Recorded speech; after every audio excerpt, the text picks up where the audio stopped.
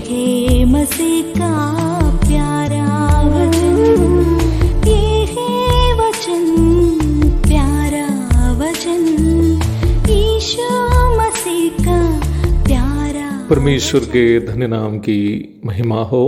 प्रभात मनन के सत्र 1690 में आप सभी का बहुत ही विनम्रता के साथ स्वागत करता हूं। आइए आज का मनन के लिए हम पढ़ते हैं तीतुस अध्याय 2 पद 12, और हमें चेतावनी देता है कि हम भक्ति और सांसारिक अभिलाषाओं से मन फेर कर इस युग में संयम और धर्म और भक्ति से जीवन बिताए। नई नई सुविधाएं जब हमें मिलती है तो हम अपने आप को किस्मत वाले समझते हैं, क्योंकि हमारे पूर्वजों को जो सुविधाएं सपना में भी उपलब्ध नहीं थी, जो हमें आसानी से उपलब्ध है। टीवी, कंप्यूटर, मोबाइल फोन आदि उनमें से कुछ है। किसी जमाने में यूरोप या अन्य पश्चिमी देशों के लोगों से संपर्क करना आदि हमारे यहाँ के साधारण लोगों के लिए लगभग असंभव की बात थी, परंतु हमारे अंगुलियों के सामने दुनिया के किसी भी देश के लोग अत्याधुनिक तकनीकों के माध्यम से उपलब्ध है। वर्तमान में आज दुनिया एक छोटा सा गांव के समान हो गई है। इन अत्याधुनिक सुविधाएं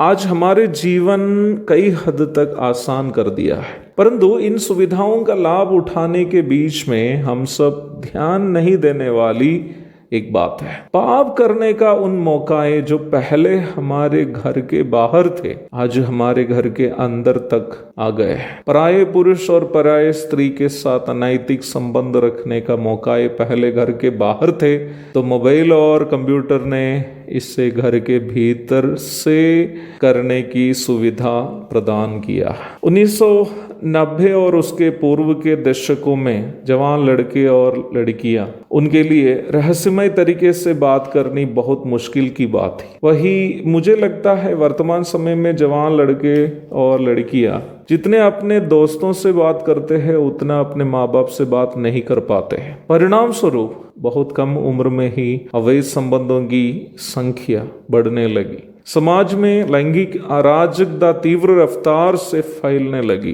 कुछ परिपक्व विश्वासी जो इन सुविधाओं के द्वारा आने वाले खतराओं के बारे में सावधान थे, बहुत कोशिश की कि स्मार्टफोन, कंप्यूटर आदि से दूर रहे, परंतु वर्तमान परिस्थितियां उन्हें भी मजबूर कर दिया कि नहीं चाहते हुए भी इन सुविधाओं को अपनाए। आंख खोलकर दुनिया की ओर देखने वाले लोग इस सच्चाई अवश्य समझ सकते हैं कि दुनिया बड़ी लैंगिक अराजकता की ओर डूब रही है। मनुष्य अपने इंद्रियों को नियंत्रण नहीं कर पा रहे हैं। शरीर की अभिलाषा, आंग की अभिलाषा और जीविका का घमंड से उद्धार प्राप्त मसीही लोग भी सांसारिकता में डूब रहे हैं। हम कैसे इस पाप से प्रदूषित लैंगिक अराजकता में डूबने वाली दुनिया में एक पवित्र जीवन बिता पाएंगे? अच्छा से वचन सिखाने वाले और अनेकों लोगों को विश्वास की और अगुवाई किए हुए अगुवे लोग भी लैंगिक पापों में गिरकर अपनी गवाही और सेवा बर्बाद कर दिए है। रुपये के लोभ कई हद तक विश्वासियों से अधिक प्रभु के दासों में दिखने लगे।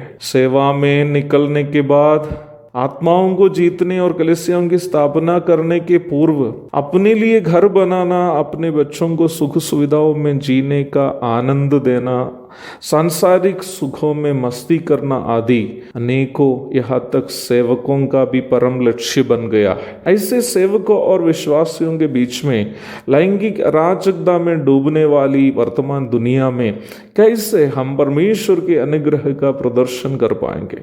उसके लिए संयम की अनिवार्यता है, परंतु वो संयम पाप से प्रदूषित शरीर में जीने वाले हम में कहाँ से आएगा? अगर हमारे अंदर वास्तव में एक पवित्र जीवन बिताने की इच्छा है तो प्रभु से हम इस प्रकार प्रार्थना कर सकते हैं। प्यारे प्रभु यीशु मसीह, मैं पाप से प्रदूषित शरीर में वास करने वाला एक व्यक्ति हूँ। आप जानते हैं कि मैं कितना दुर्बल इंसान हूँ। मुझे शरीर की अभिलाषा, आंग की अभिलाषा और जीविका का घमंड से बचकर एक पवित्र जीवन बिताने के लिए आप मुझे संयम प्रदान कीजिए। प्रभु जी, मुझे संयम दीजिए ताकि मैं इन पापों से बचकर आपको प्रसन्न करने वाला एक जीवन बिता सकूं। यीशु मसीह के नाम में आमीन। प्रभु अवश्य आपकी मदद करेंगे यदि आप इस प्रकार दिल की गहराई से प्रार्थना करने के लिए तैयार है, क्योंकि मैं खुद ऐसा करता हूँ और प्रभु मेरी मदद भी अब तक की है। एक और शुभ दिन की धन्य कामनाओं के साथ आज का मनन मैं यहाँ समाप्त करता हूँ।